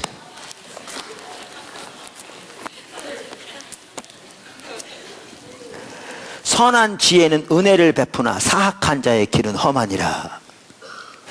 이렇게 하는 분이 있어요. 바람직하지 못합니다. 또 어떤 분은 이런 분이 있어요. 하나님, 나는 오늘 무슨 말씀을 묵상할까요? 그리고 하나님이 묵상하기를 원하는 구절을 생각나게 하실 때까지 기다려. 그랬다가 하나님이 마태복음 4장 6절, 그럼 마태복음 4장 6절을 읽어. 아마 이렇게 여러분이 묵상하면요, 평생에 몇 구절 못할 거예요. 그리고 여러분 영양실적을 내요. 그러니까 하나님은 우리를 구체적으로 얼마든지 인도할 수 있지만 그거는 예외적인 상황이지 보편적인 상황은 아니에요. 우리가 하나님의 말씀을 묵상할 때 중요한 것은 성경을 전체적으로 읽어야 한다는 거예요. 이게 왜 중요하냐면 성경을 전체적으로 읽어야 하나님의 전체적인 뜻을 분별할 수 있고요. 그래야 영적인 분별력과 통찰력이 생겨요. 그리고 그것이 우리가 신앙생활하는 기초가 돼요. 그것이 우리가 건강하게 자라는데 핵심적인 요소예요. 그래서 성경을 전체적으로 읽으셔야 돼요. 아멘. 그러니까 여러분이 택하시되 신약 마태복음 1장부터 읽으셔서 신약을 마치고 구약을 읽으시든지, 아니면 창세기 읽고 그 다음에 끝나면 마태복음 읽고 그 다음에 출애굽기 읽고 마가복음 읽고 이렇게 나가든지, 아니면 요즘은 이제 성경 일기표라고 해서 1년에 한 차례씩 성경 읽도록 하는 그런 것들이 있거든요. 그것을 하나 구해서 얼마든지 인터넷으로 무료로 다운받을 수 있어요. 읽든지, 여러분이 택하시되 성경을 전체적으로 읽는 게 중요합니다. 아멘. 그러니까 성경을 전체적으로 이제 읽어갑니다. 읽어가는데 이렇게 읽어가는 과정에서 하나님께서 어떨 때는 예외적으로 특별한 성경 구절이나 특별한 성경책, 예를 마태복음 이렇게 보도로 인도하실 수 있습니다. 또 인도하실 때가 있습니다. 그럼 우리는 당연히 그때 그 부분을 묵상하면 되는 거죠.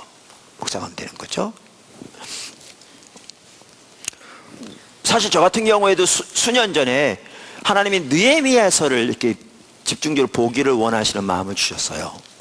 그래서 제가 느헤미야를 연구하는 중에, 묵상하는 중에 하나님이 조직의 필요성을 말씀하시고요. 그게 계기가 돼서 히라빈 선교회를 하나님 뜻인 걸 알게 되었고요. 그때부터 준비가 되어져서 이제 때가 되었을 때 하나님의 향하심이 선명히 전체 윤곽이 보여져서 저는 그러면 고하거든요. 고해요. 그래서 지금 시작되었고요. 아마 하나님이 귀한 일을 하실 것 같아요.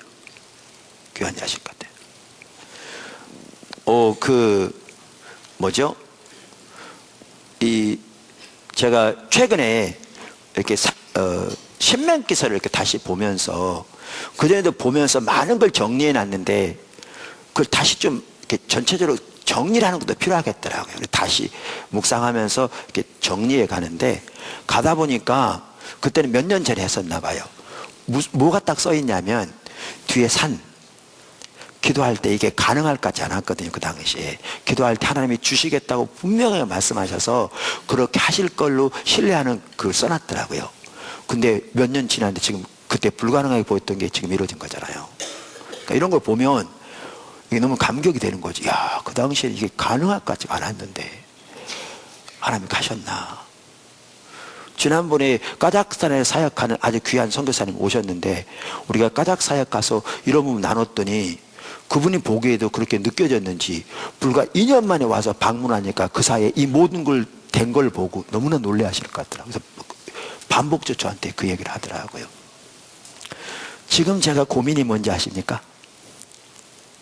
기도만 하면 하나님이 정말 함께 하실 것을 반복적으로 감동을 주세요.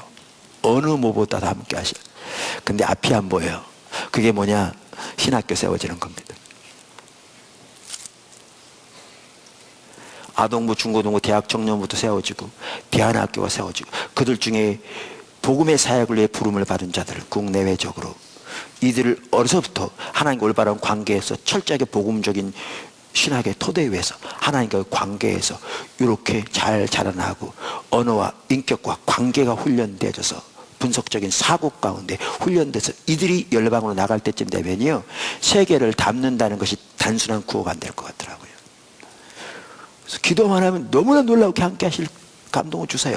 아까 말한 대로 그런 일들 기도할 때마다 막 주셨던 환경은 불가능해 보이는데, 근데 안 보여.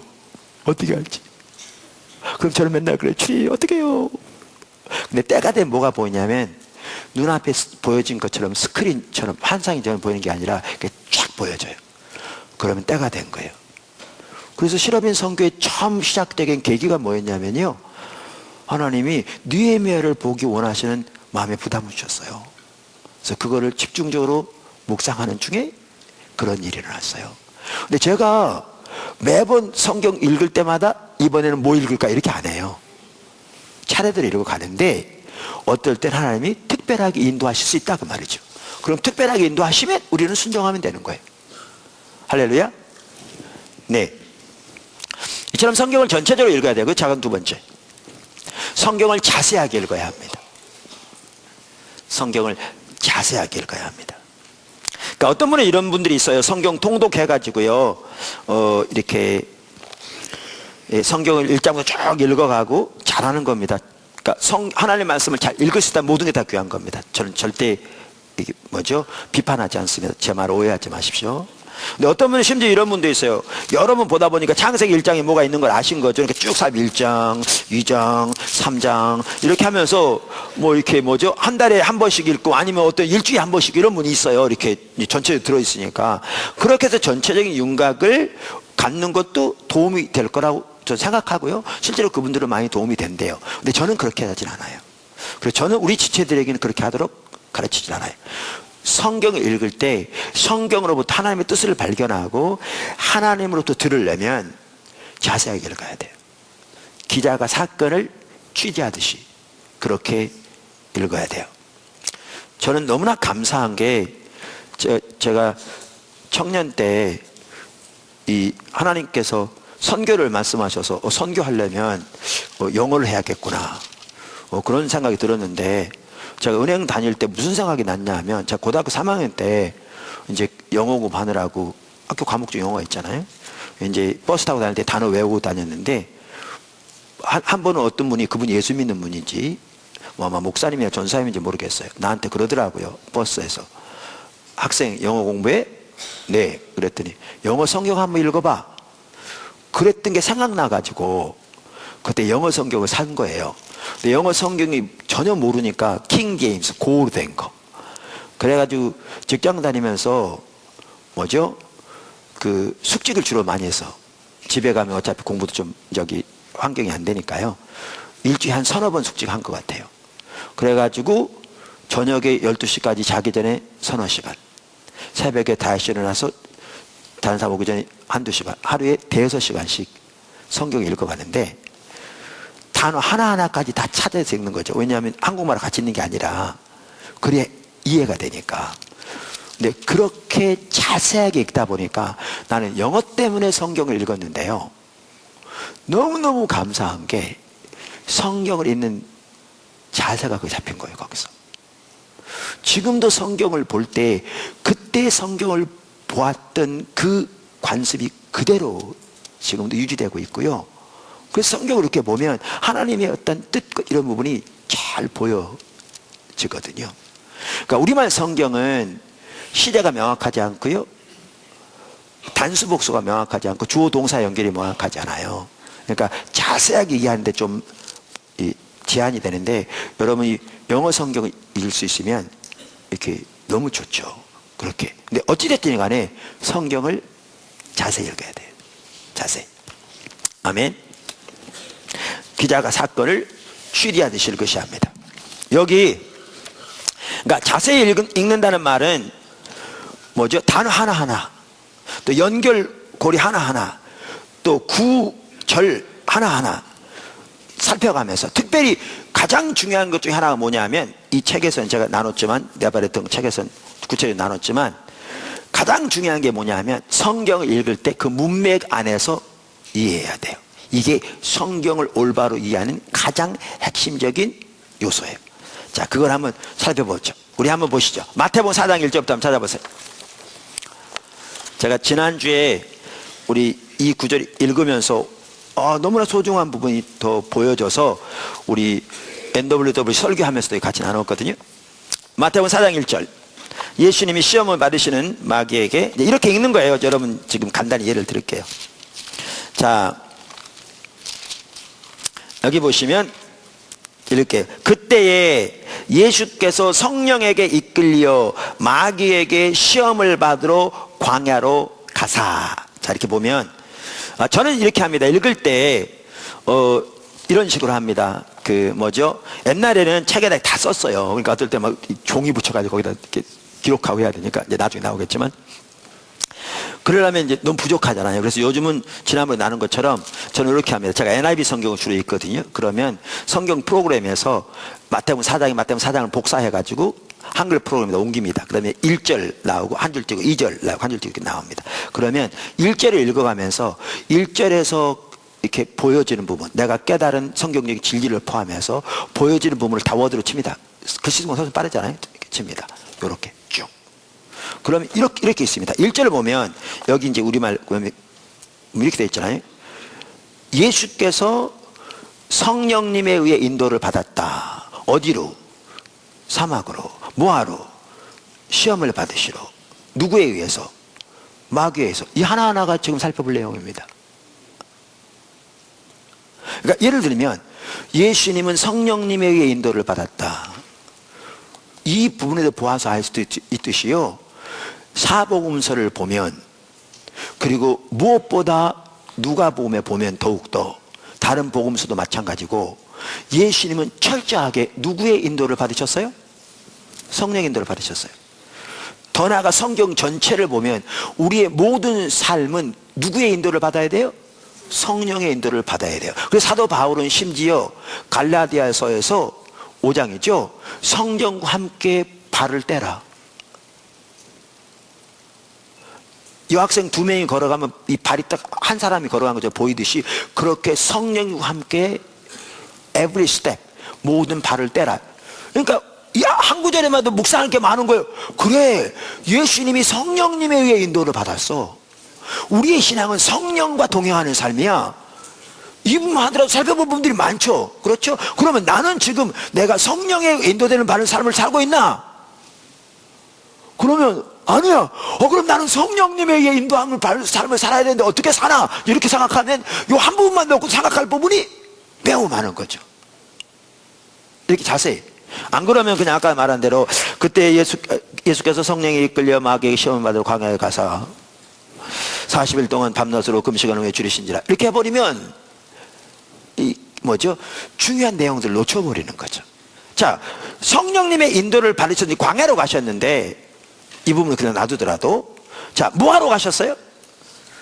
시험을 받으러 가셨어요. 시험을 받으러. 이제 여러분이 이 부분까지 아직 모르는 분도 있을 텐데, 저 같은 경우는 이런 부분 아니까, 뭐 아는 분도 여러분도 많을 거예요. 뭐 어려운 게 아니라. 성경에 시험을 하다 혹은 시험을 받다라는 게 원어도 똑같은데 두 가지가 있어요. 두 가지가. 원어는 똑같은데 내용이 달라. 그러니까 하나님이 우리를 시험하시는, 하나님이 아브라함을 시험하셨잖아요. 또 광야 생활하던 이스라엘 백성을 시험하셨다고 그랬잖아요. 이 시험은 우리를 테스트하는 거죠. 이 시험은 하나님이 하세요. 우리를 시험해 보세요. 이 시험은. 근데 똑같은 시험하다라는 단어를 쓰였는데 어떤 의미의 시험이 있냐면 죄를 짓도록 미혹하는 시험이 있어요. 이 시험은 하나님은 안 하세요. 그래서 야고보서에 보면 하나님은 아무에게도 시험을 받지 않으시고 아무도 시험하지 않으시나 봐요. 그런 종류의 시험을 말해요. 그런 종류의 시험은 누구만 하느냐? 마귀만 해요. 마귀만 해요. 그래서 그런 종류의 시험은 영어로 말하면 테스트라고 번역하지 않고 tempt라고 번역했어요. 그래서 여기 하나님 성경에 뭐라 했냐면 Then Jesus was led by the Spirit into the desert to be tempted, 이렇게 돼 있어요. 시험을 받도록 하되 tempt라고 써 있어요. 자, 이런 시험은 마귀만 해요. 마귀만 해요. 그래서 예수님이 가르친 주기도문 중에 하나가 뭐예요? 시험에 들지 말도록, 뭐죠? 우리, 예, 시험에 들지 말게 하옵시고, 예, 갑자기. 그러잖아. 그러니까, 영어로 말하면, lead us not into temptation, 이렇게 돼 있거든요. 그러니까, 이런 시험으로는 들지 않도록 기도하라고 그랬어요. 그랬는데, 여기 보면 누구에게 이끌림을 받았다고요? 성령에. 뭐하러? 시험을 받으러. 근데 이 시험은 예수님만 받으시도록 인도받은 거예요. 하나님은 우리 중에 어느 누구도 성령께서 이런 종류의 시험을 받도록 인도함을 받지 않아요. 왜냐하면 하나님은 아무도 시험하지 않으시고 아무에게서도 이런 종류의 시험을 안 받는다고 그랬으니까. 그러니까 여러분이 성령님이 나를 이런 종류의 시험 받도록 인도하셨다 그러면 잘못된 거예요. 그건 잘못돼요. 하나님은 아무도 이런 종류의 시험 받도록 인도하지 않으세요. 예수님의 경우에는 예외적이었어요. 누굴 위해서? 우리를 위해서. 아시겠죠? 근데 시험을 받으시되 누구에게 시험을 받으러 가셨다고요? 마귀에게. 그러니까 이런 종류의 시험은 누가 하는 거예요? 마귀가 하는 거예요. 마귀가 하는 종. 그래서 우리에게는 이런 종류의 시험에 들지 말도록 기도하라고 예수님이 가르치셨어요. 자, 그러면 제가 보더라도 이 1절만 보더라도 이 하나하나를 보면 살펴볼 내용이 많습니까? 적습니까? 정말 많죠. 이런 과정을 통해서 우리는 하나님께 교제가 이루어지고 하나님의 뜻을 발견하게 되고 이렇게 되는 거예요. 아시겠죠?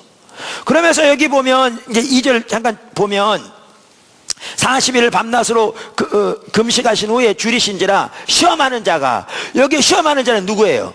마귀예요. 그 아까도 누구에게 시험 받으라고 갔다 가셨다고요? 마귀에게. 그래서 마귀는 뭐 하는 자냐? 시험하는 자예요, 한마디로 말하면요. 그러니까 여러분을 죄로 미혹한다, 그거 마귀가 하는 거예요. 당연히 우리의 약한 육신을 통해서 하시죠. 그게 짬뽕된 거죠. 우리의 책임이 면제되진 않아요. 왜냐하면 시험하더라도 넘어진 건 우리가 넘어진 거니까, 우리 의지를 가지고. 우리의 책임이 면제되지 않되 마귀는 미혹하는 자예요. 마귀는 시험하는 자예요. 마귀는. 아멘. 자, 그런 걸 볼 수 있어요. 자, 그러면서 이제 여기 보시면 이제 이렇게 말하죠. 그러면서 이제 뭐 하신 후에 이제 다 일일이 살펴볼 수는 없고요. 그래서 저는 이제 거기다 이렇게 쭉 기록합니다. 이렇게 쭉 씁니다. 여러 가지를 지금 나온 것처럼 성경 구절이 있고 아래다 깨닫는데 그때 쫙 이렇게 써요. 그래 많은 내용을 쓰시잖아요. 계속 이제 스페이스만 늘려가면 되니까, 엔터만 치면 되니까. 예, 그래서 이제 훨씬 쉬워서 여러분들 이렇게 하시면 좋겠고요. 자, 그런데 시험하는 자가 와서 이렇게 말하죠. 예수께 나와서 이르되 내가 만일 하나님의 아들이거든 명하여 이 돌들로 떡덩이가 되게 하라. 그러니까 하나님의 아들이거든 가정문이잖아요. 그렇죠? 가정법. 우리나라 말 같은 가정법이 뭐예요? 내가 만약 여자라면, 그러면 뭐지? 내가 여자가 아닌데 여자라고 가정한 거잖아요. 그게 가정법이죠. 그런데 헬라어에는 가정법이 4종류가 있어요. 4종류가 있는데 여기에 사용된 가정법은 이 가정된 내용이 사실인 걸 전제하는 내용이에요. 전제하는 내용. 그러니까 이런 내용을 이렇게 해석하면 돼요. 마귀는 예수님이 하나님의 아들인 걸 누구보다 잘 알죠. 영적인 피조물이니까. 그러니까 이 뜻은 이 뜻이에요. 당신이 하나님의 아들이지 않냐. 하나님의 아들이기 때문에 돌로 떡덩이를 만들어서 내 배를 채우라. 그리고 다른 사람의 배를 채우는 일을 하라. 이 얘기거든요, 지금. 이 시험이거든요. 그래서 나는 거기다 이렇게 썼어요. 그런 내용은 알죠. 그걸 써놓고요. 이렇게 썼어요. 사탄은 예수님이 하나님의 아들이신 걸 안다. 여기에 가정법은 사실을 전제한 가정법이다. 그런데 그런 사탄이 예수님이 하나님이 아들인 걸 알고도 예수님을 시험한 것을 보면 사탄은 참으로 대단한 존재다. 나쁜 의미로. 그렇게 시험해요. 근데 그랬더니 예수님이 뭐죠? 기록되었으되, 이제 대적하잖아요, 사탄을. 뭐죠? 예수께 대답하여 이르시되 기록되었으되 사람이 떡으로만 살 것이 아니요 하나님의 입으로부터 나오는 말씀으로 살 것이 하였느니라. 기록되었으되, 이 구절은 지금 뭐 한 거예요? 성경 인용한 거예요. 여러분 3번 다 하나님의 말씀으로 대적했어요.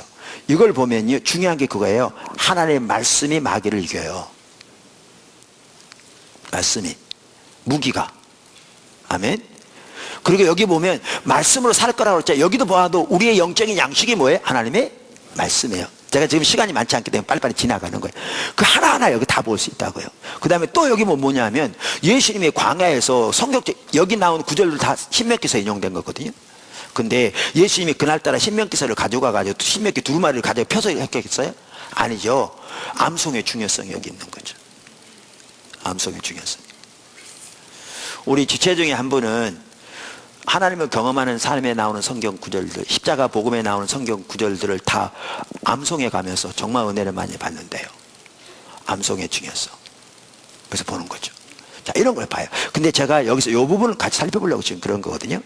계속 얘기한 게 뭐냐면, 이렇게 시험했더니 예수님 집 말씀을 사단을 대적해요. 그랬더니 두 번째 사단이 시험한 게 이거예요. 여기 보면 5절, 이에 마귀가 예수를 거룩한 성으로 데려다가 성전 꼭대기에 세우고 이르되 만일 내가 하나님의 아들이여든 뛰어내리라. 기록됐을 때, 기록됐을 때 이 말은 어디 기록됐다는 거예요?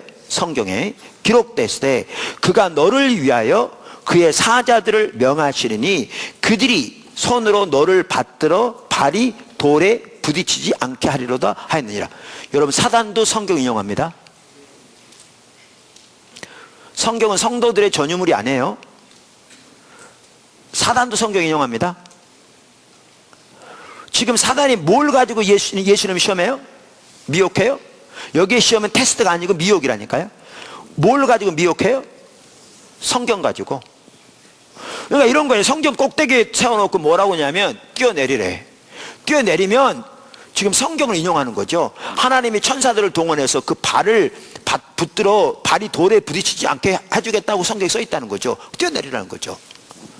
그러니까 바꿔 말하면 하나님 시험하라는 겁니다. 그러니까 예수님은 정확하게 의도를 아셨죠. 그러니까 또 기록됐을 때 주 너의 하나님을 시험하지 말라 했느냐. 그리고 물리쳤는데, 제가 살펴보자는 건 뭐 이건 거죠. 사단도 성경을 가지고 말한다니까요. 근데 이게 중요해요. 사단은, 그래서 아까 제가 뭐라고 그러냐면 성경을 자세히 읽되 반드시 성경을 문맥 안에서 해석해야 한다 그랬잖아요. 이게 가장 중요한 부분 중 하나다 그랬잖아요. 근데 사단은 성경을 인용하되, 잘 들으세요. 하나님의 말씀하신 의미와 의도와 목적 그대로 인용하지 않아요. 이 세 가지 다시 말할까요? 하나님의 말씀하신 의미와 의도와 목적 그대로의 말씀을 인용하지 않아요. 사용하지 않아요.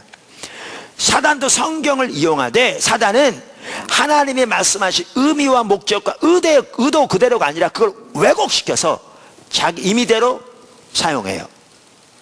미혹하기 위해서. 자, 그러면 이 구절이 어디 나왔죠? 시편 91편 11절과 12절에 나왔어요. 과거 몇 번 살펴봤어요. 여기 써있죠, 성경에. 그렇죠?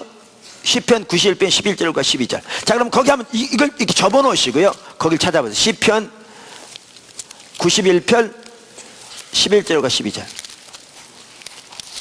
자, 여기 보시면 이렇게 나오죠.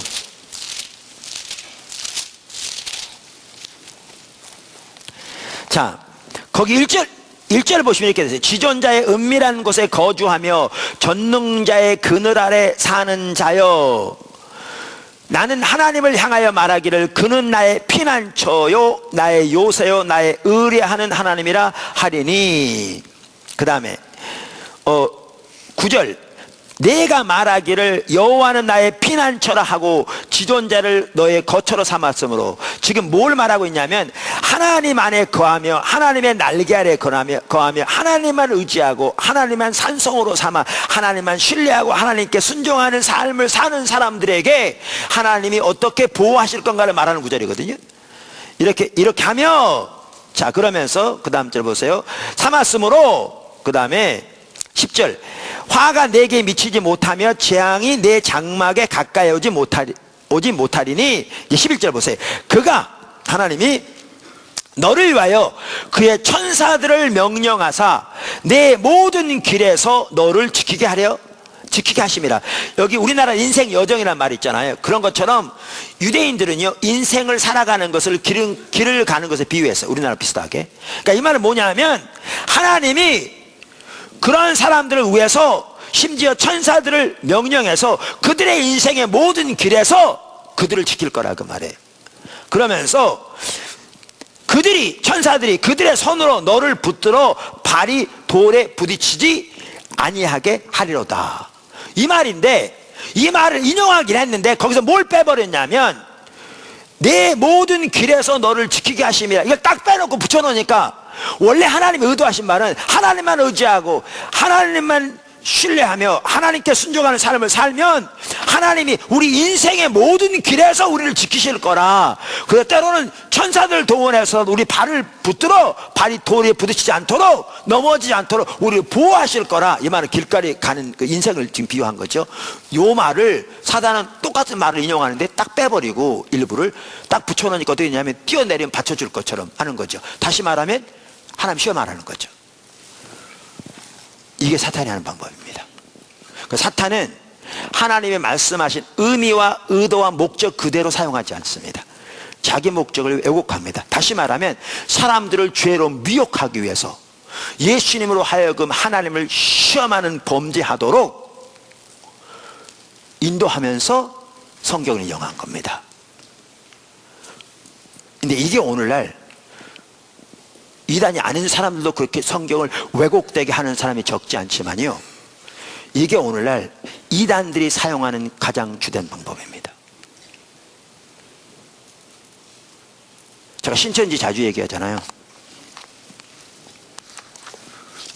저한테 신천지 전도사가 지난번 나눴죠. 신천지 전도사가 저한테 정기적으로 문자 보낸다니까요. 신천지 전도사라고 썼어요. 처음에는 제목으로는 무슨 목사 썼더라고요. 그들은 거짓을 이렇게 조금도 개의치 않습니다. 그래서 열어보니까 신천지 전도사라고 이름 썼어요. 제가 차단 안 시켰어요. 어떻게 제 메일을 알았을까? 홈페이지에 보면 제 메일이 다 있거든요. 그 주소로 왔어요. 그러니까 교회 목사들만 보내는 것 같아요. 그래서 누구누구 목사? 그리고 물음표를 붙였어요. 그리고 나한테 보냈어요. 제가 왜 차단 안 시킨 줄 아십니까? 이놈들이 뭐라고 갖다 성경을 붙이나 보려고. 제 사무실에는요, 누가 자기 자녀가 신천지에 빠졌다고 거기서 교육받은 모든 과정을 녹음해 놓은 걸 이만큼 테이프를 갖다 놨거든요. 근데 내가 언제 그거 다 보고 하겠어요? 내가 무슨 신천지 전문가가 되려는 것도 아니고 나 목회해야 되는데. 그래서 안 했는데, 여러분 성경에 보면요, 사탄을 거짓말하는 자의 아비라고 이렇게 말하고 있어요. 여러분 우리나라에는 거짓말이 너무 팽배해요. 죄의식도 없는 경우가 많아요. 일반적으로 문화가. 근데 거짓말은 하나님 앞에서 엄청난 죄악이거든요. 왜냐하면 하나님은 거짓의 그림자도 없으시고요, 사탄이 거짓말하는 자의 아비고요. 요한계시록 마지막에 보면 지옥에 들어가는 무리들 중에 거짓말하는 자가 들어있고요, 10계명 중에 제 9계명은 이웃을 향하여 거짓 증거하지 말라 그랬고요. 성경에 보면 거짓말이 심각한 죄악 중에 대표적인 한 가지거든요. 근데 우리는 그 부분이 너무나 무너져 있어서 심지어 사업을 하면서도 온갖 거짓, 과장, 허위 전혀 개의치 않은 경우가 절대로 적지 않거든요. 근데 이런 문화에서 나왔는지 몰라도 신천지 같은 경우에 그들은 자기들의 목적을 위해서라면 어떠한 거짓, 어떠한 속임수 전혀 개의치 않습니다. 심지어 그 신천지 연구하는 이단 단체에서 내놓은 기록을 그들이 실제로 이 인터뷰에서 조사한 바에 의하면 그들은 섹스 포교까지 합니다. 버젓이 결혼한 여자가 다른 남자들을, 그것도 단수로 아니고 복수로 번갈아 가면서 성적인 관계를 맺으면서 그들을 그렇게 미혹해서 신천지에 데려가려고 그렇게까지 합니다. 거짓을 일삼는 것은 밥 먹듯이 합니다.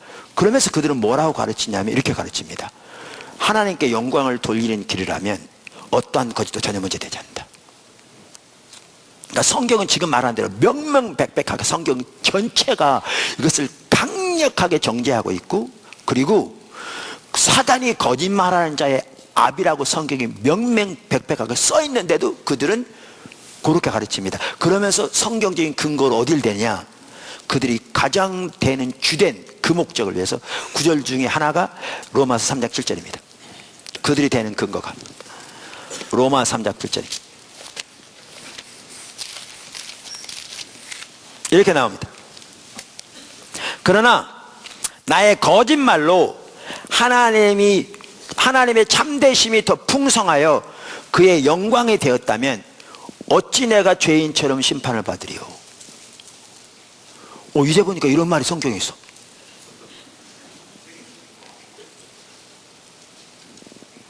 그러니까 그렇구나. 그들은 신천지로 사람을 데려온 것 하나님께 영광이 되는 거라고 그렇게 가르치니까, 그러니까 내 거짓말로 하나님이 참되심이 더 풍성하게 돼서 영광 받았다면 심판 안 받는다는 거죠. 전혀 문제 안 되는. 그러니까 아까 말한 섹스 포교까지 한다니까요.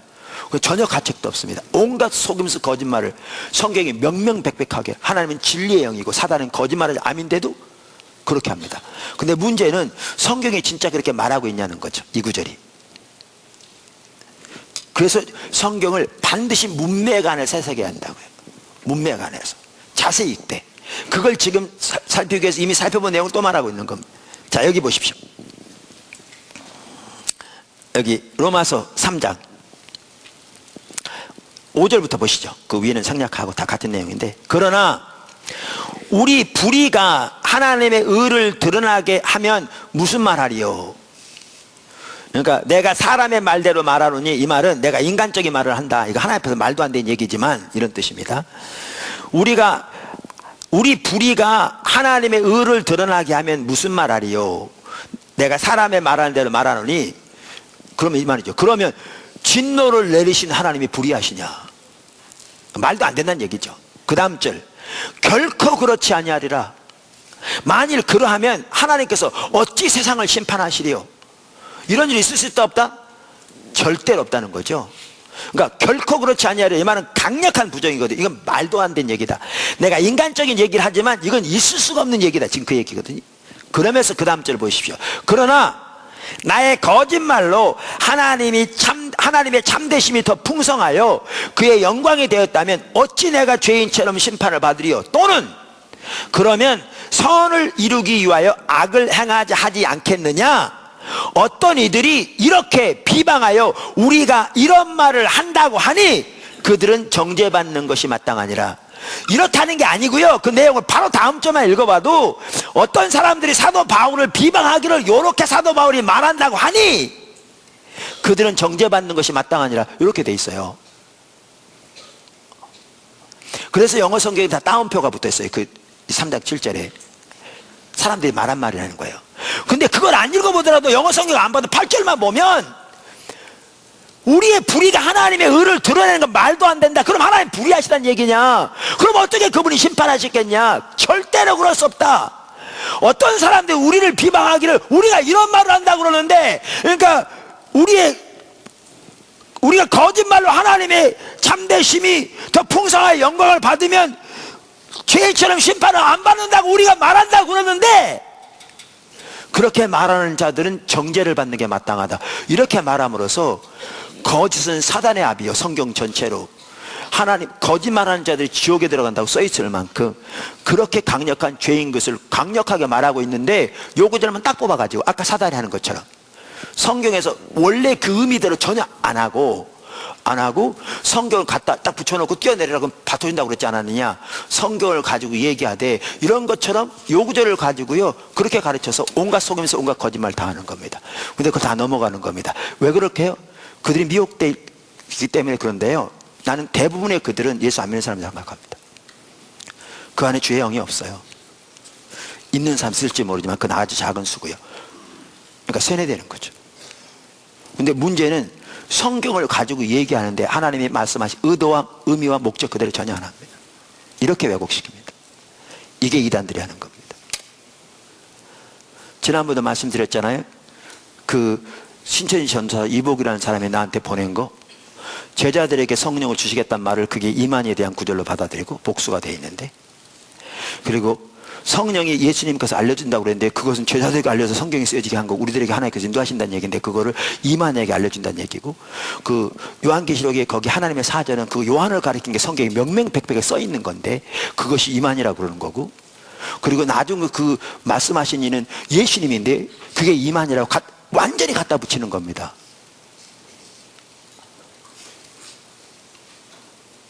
그래서 이만희가 말하는 요한계시록에 그 강해를 믿어야 구원 온다는 거죠. 근데 그게 줄줄이 들어갑니다. 그만큼 눈이 멀어서 성경을 그렇게 왜곡시키는데, 이렇게 왜곡시키는데,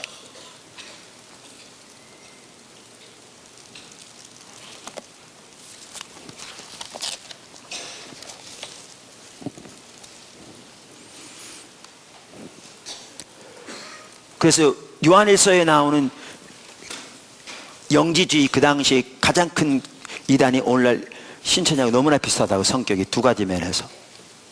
그런데 그 영지주의에 대해서 적그리스도 영이라고 성경이 말하고 있는데, 여기 보세요. 미혹하는 자가 누가 하는 일이냐? 사탄이 하는 일이라고요. 제가 왜 이런 부분을 살펴봤냐면, 성경을 자세히 읽되 문맥에 관해서 이해해야 한다고요. 문맥에 관해서 이해 안 하면 별것도 다 만들어낼 수 있어요. 갖다 붙여가지고.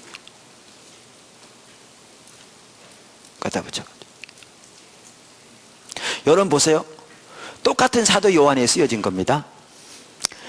요한복음 3장 16절에 보면 하나님이 세상을 어떻게 했다고요?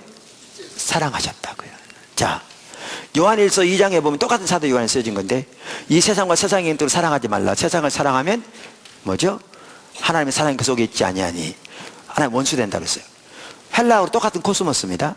똑같은 저자이어서. 근데 여기 세상은 하나님을 사랑하시고 여기는 세상은 하나님의 원수가 되는 거예요.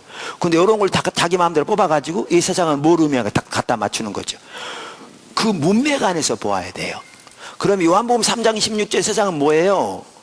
하나님의 피조물인 인간, 하나님을 떠난 잃어버린 영혼들을 말하는 거죠. 그들을 위해 하나님의 아들을 보내신. 그러면 요한일서에 말한 세상은 모름이에요. 거기 문맥에 보면 이 세상에 있는 것들은 육신의 정욕과 안목의 정욕과 세상의 뭐죠? 이생의 자랑이니 말함으로써 그러한 것들로 특징 지어진 세상적인 가치관과 삶의 방식을 말하는 거죠. 그게 하나님의 원수되는 걸 말하는 거죠. 근데 사단은 성경을 그렇게 하지 않아요. 갖다가 임의대로 붙여요.